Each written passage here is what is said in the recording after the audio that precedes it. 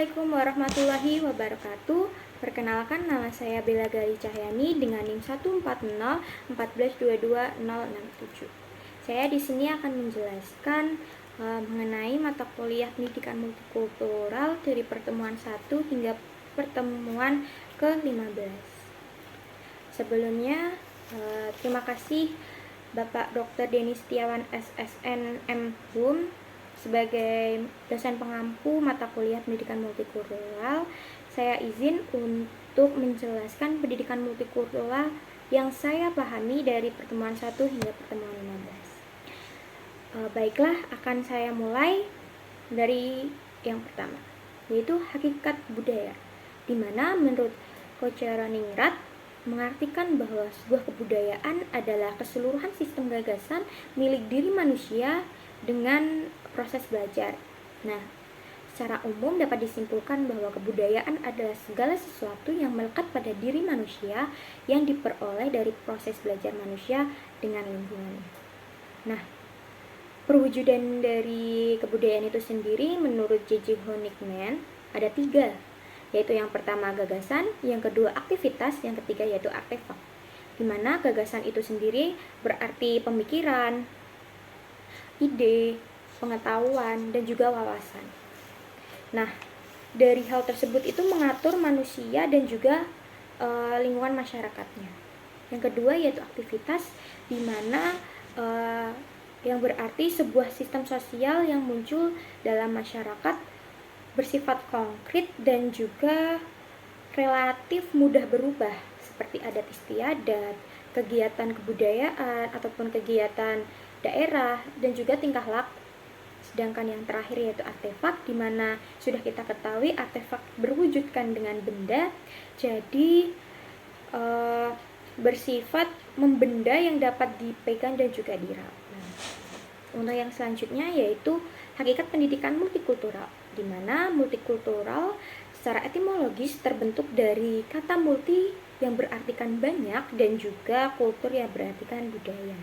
Sedangkan secara hakiki multikultural itu sendiri berarti pengakuan akan martabat manusia yang hidup dalam komunitasnya dengan kebudayaannya masing-masing yang unik. Jadi multikultural itu sebuah pengakuan akan keberadaan manusia yang beragam dari sisi etnis, sisi budaya, dan juga sebagainya. Nah, ada juga nama-nama lain mengenai pendidikan multikultural, seperti pluralisme, multikulturalisme, dan juga pendidikan multikultural. Nah, multikultural itu sendiri tadi sudah dibagi menjadi 3. Pluralisme, yaitu pandangan yang menghargai kemajemukan dan perbedaan sehingga belajar saling toleransi dan juga saling menghargai dengan warna-warna kehidupan yang berbeda. Yang kedua yaitu multikulturalisme, yaitu relasi yang di dalamnya terdapat mayoritas dan juga minoritas dan perjuangan untuk mendapatkan pengakuan, keadilan, kesetaraan, dan persamaan di berbagai mata kehidupan. Yang terakhir pendidikan multikultural itu sendiri yaitu rangkaian kepercayaan yang mengakui dan menilai tinggi keberagaman budaya dan etnis dalam bentuk hidup, pengalaman, dan juga dalam bidang pendidikan. Nah, terdapat 3 dasar pendidikan multikultural. Yang pertama yaitu kesadaran kepentingan keberagaman budaya, di mana berarti bahwa dengan kesempatan yang sama di dunia pendidikan itu dengan perbedaan, namun dapat juga menjangkau toleransi yang tinggi. Jadi walaupun berbeda-beda suku, budaya maupun agama, namun memiliki kesempatan yang sama untuk dijaminkan hak pendidikannya. Yang kedua yaitu gerakan pembaruan pendidikan, yang berarti menemukan gerakan baru untuk menunjang pembaruan dalam pendidikan agar adil dan setara. Dan yang terakhir yaitu proses pendidikan, yang berarti memperbaiki kualitas dan kuantitas pendidikan agar meningkatkan prestasi secara utuh. Nah, yang selanjutnya yaitu tujuan pendidikan multikultural. Yang pertama yaitu pengembangan literasi etnis dan budaya, perkembangan pribadi, klasifikasi nilai dan sikap, kompetensi multikultural, kemampuan keterampilan dasar yang basic itu dapat ditingkatkan, persamaan dan keunggulan pendidikan, memperkuat pribadi untuk reformasi sosial, memiliki wawasan lintas budaya bangsa sebagai warga dunia, hidup berdampingan secara damai adalah garis besar dari tujuan pendidikan multikultur. Yang selanjutnya kita membahas mengenai fungsi pendidikan multikultural. Nah, fungsi pendidikan multikultural terdapat 5, yaitu yang pertama memberikan konsep diri yang jelas. Jadi dengan pendidikan multikultural itu sendiri kita memahami bahwa kita itu akan menjadi apa, menjadi seperti apa, dan harus bagaimana. Yang kedua, membantu memahami pengalaman kelompok budaya dan etnis dari segi sejarah. Jadi kita dapat mengetahui kebudayaan etnis dari suku-suku lainnya dengan mengandalkan sejarah dan juga pengalaman kelompok lainnya.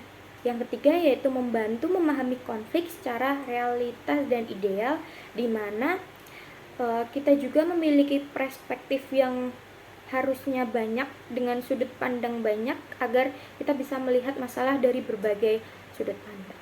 Yang keempat yaitu membantu mengembangkan perbuatan partisipasi, keputusan, dan keterampilan bermasyarakat, di mana pendidikan multikultural ini sangat erat dengan kebermasyarakatan atau bersosial, di mana kita harus ikut dan juga mengambil keputusan yang baik bagaimana akan melanjutkan bersosial ini. Yang terakhir yaitu mengenal keberagaman dalam berbagai bahasa. Sudah kita ketahui bahwa Indonesia merupakan salah satu negara yang memiliki bahasa daerah yang banyak. Jadi dengan hal tersebut kita dapat belajar berbagai bahasa yang ada di Indonesia. Walaupun satu suku juga, semisalkan saya Jawa, itu logatnya juga ataupun bahasanya juga berbeda dengan suku Jawa lainnya. Nah, yang selanjutnya yaitu pendekatan dalam pendidikan multikultural. Menurut James Ebing mengatakan bahwa pelaksanaan pendidikan multikultural harus berkelanjutan dan sebagai sebuah pemecah masalah yang akan datang dengan target dari reformasi pendidikan multikultural. Nah, pendekatan pendidikan multikultural itu sendiri menurut Hermandes dalam Shani S 2004 paling tidak ada 4 pendekatan yang dapat dilakukan untuk menerapkan pendidikan multikultural. Yang pertama, pendekatan kontribusi, pendekatan adiktif, pendekatan transformasi, dan juga pendekatan aksi sosial. Nah, pendekatan kontribusi itu sendiri yaitu memasukkan elemen-elemen dalam pendidikan multikultural kepada sebuah pembelajaran seperti pahlawan-pahlawan, suku, bahasa, tarian, benda, maupun yang lainnya kepada pembelajaran. Yang kedua yaitu pendekatan adiktif, di mana menambahkan materi, konsep terhadap kurikulum tanpa mengubah dasar dari kurikulum tersebut. Seperti mungkin menambahkannya di LKS, pada LKPD, buku, maupun yang lain. Yang ketiga yaitu pendekatan transformasi, di mana menumbuhkan berbagai perspektif dan sudut pandang etnis diperbolehkan melihat dengan banyak sudut pandang. Tadi sudah saya singgung bahwa pendidikan multikultural itu sendiri juga menjadi sebuah pembelajaran untuk kita tidak hanya melihat sebuah konflik dan permasalahan dari satu sudut pandang saja, tapi berbagai sudut pandang agar kita mengetahui dari sudut pandang yang lain. Yang terakhir yaitu pendekatan aksi sosial, di mana pendekatan aksi sosial ini adalah lanjutan dari pendekatan transformasi, di mana sebagai realisasi aksi dari konsep maupun isu dari pendekatan transformasi tadi. Yang selanjutnya yaitu problematika pelaksanaan pendidikan multikultural di Indonesia, di mana saat ini kita akan khusus pada problem kemasyarakatan multikultural di Indonesia.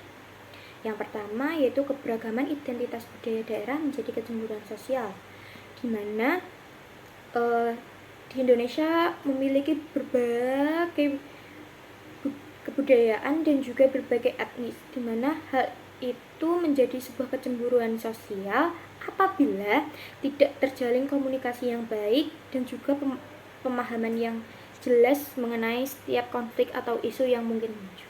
Yang kedua yaitu pergeseran kekuasaan pusat menjadi kekuasaan daerah. Ini juga dapat menjadi konflik apabila dalam kekuasaan daerah tersebut tidak juga terdapat komunikasi yang baik di dalamnya. Yang ketiga yaitu kurang kokoh rasa nasionalis, di mana mereka itu terlalu fokus dan terlalu sibuk pada kebudayaan-kebudayaannya masing-masing. Yang keempat yaitu fanatisme, di mana masyarakat di daerah-daerah tertentu itu merasa kebudayaannya mereka lebih hebat dibandingkan dengan kebudayaan yang lain.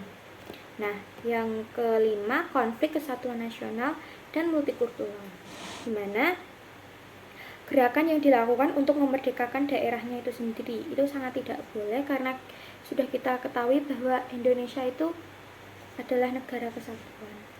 Yang terakhir yaitu kesejahteraan ekonomi kurang merata, di mana kelompok budaya bernuansa sara yang mengalami kecemburuan sosial dan kesejahteraan ekonomi yang masih kurang. Jadi sebagai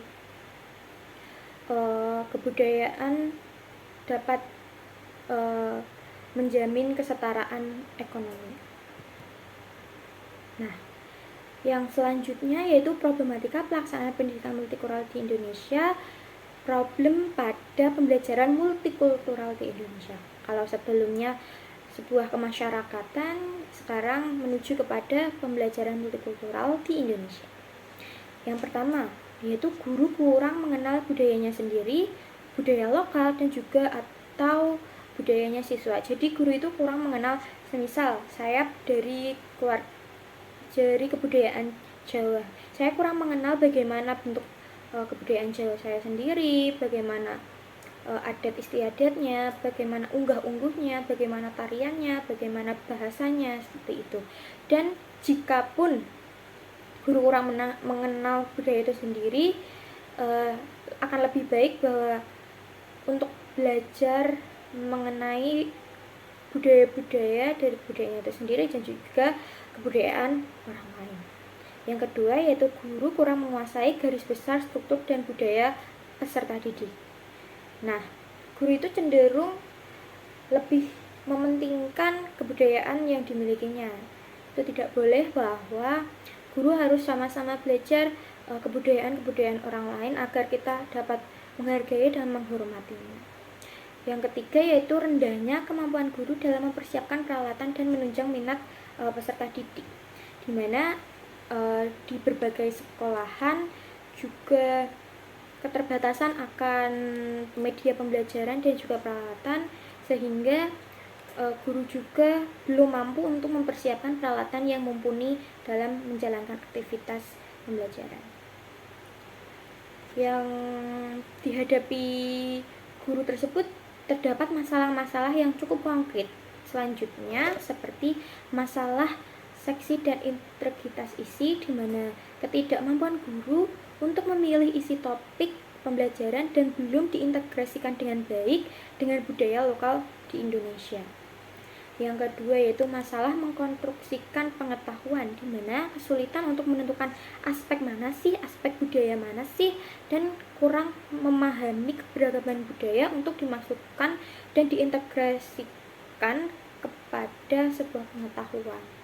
Yang ketiga yaitu masalah mengurangi prasangka, di mana guru juga harus menjamin semua ikut diandilkan agar peserta didik itu tidak berprasangka buruk, seperti hanya kebudayaan Kalimantan aja yang diunggulkan, dari kebudayaan Jawa aja yang diunggulkan. Tidak boleh, bahwa guru itu harus menjamin semua kebudayaan ikut andil dalam sebuah pembelajaran. Nah, terdapat prasangka-prasangka dari siswa maupun orang lain. Terdapat 5 prasangka dari problematika yang dapat muncul di pendidikan multikultural. Yang pertama yaitu stereotip, di mana prasangka antar etnis, yaitu menggolongkan atas tampilan karakteristik perilaku orang lain berdasarkan dengan suku, agama, ras, dan juga antar golongan. Dimana seperti karakter dari suku tersebut seperti ini dan sifatnya tuh pasti seperti ini. Itu bentuk dari stereotip. Yang kedua yaitu etnosentrisme, dimana orang dapat mementingkan kebudayaan mereka itu sendiri. Yang ketiga yaitu rasisme. Rasisme ini lebih kepada membeda-bedakan orang lain, seperti semisal dari suku ini dibedakan sendiri ataupun dari suku itu dibedakan itu sendiri. Yaitu seperti warna kulit, bentuk wajah ataupun warna rambut itu dapat menjadi pemicu dari rasisme. Yang keempat yaitu diskriminasi, di mana tindakan yang membedakan atau kurang bersahabat dari kelompok dominan terhadap kelompok minoritas, seperti semisal warna yang cenderung dapat dilihat secara nyata yaitu warna kulit. Itu biasanya menjadi sebuah diskriminasi yang paling umum di Indonesia. Yang kelima dan yang terakhir adalah kambing hitam, yaitu individu tidak bisa menegakkan perilaku tertentu seperti tidak adil dan menuduhkan sebuah fitnah kepada orang lain. Terdapat pelaksanaan pendidikan multikultural di Indonesia, yaitu terdapat pastinya prinsip-prinsip, yaitu yang pertama, pendidikan multikultural menjamin keadilan tanpa melihat latar belakang. Yang kedua, mengandung dimensi pembelajaran dan juga kelembagaan. Yang ketiga, merupakan reformasi pendidikan yang komprehensif. Yang keempat, menjamin kesetaraan pendidikan. Yang kelima, mendapatkan kesempatan pendidikan yang sama. Yang selanjutnya itu bangunan paradigma pada pelaksanaan pendidikan multikultural di Indonesia, di mana yang pertama menciptakan kesetaraan pendidikan pada seluruh warga, bukan hanya sekedar perubahan kurikulum, memberikan arahan kepada kemana sih transfer praktik pendidikan harus menuju, mempersempit kesenjangan pendidikan, dan juga membangun jembatan untuk melaksanakan pembangunan pendidikan.